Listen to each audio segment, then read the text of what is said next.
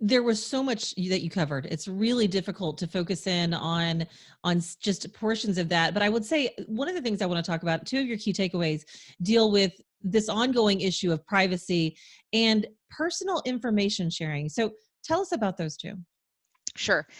I think, one of the key pieces of information that kept popping up over and over again throughout many different trend categories was privacy and data governance, and who actually owns our data, who has the right to our data, and not just us as individuals, but our company data, our country's data. This came up a lot, and as a result of that, one big observation that our analysis has revealed is that privacy is officially dead. You should have no assumption that your data is private. And partially that is because there's no central authority right now. We don't have a Department of Data in the United States. Most countries, in fact, don't have that. So there's not alignment around who should have access to what.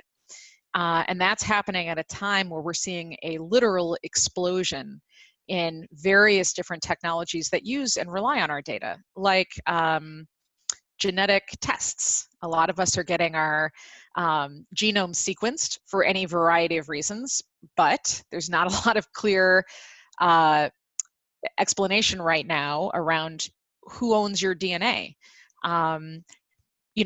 It's possible that you don't own the rights to your own DNA once somebody else has analyzed it.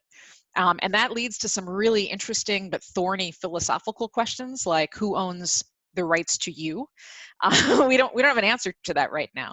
But there are lots of other areas. So from smart speakers to smart cameras to Walmart and some other big box retailers launching sensors inside of their grocery carts and tracking your behavioral biometrics as you move around the store.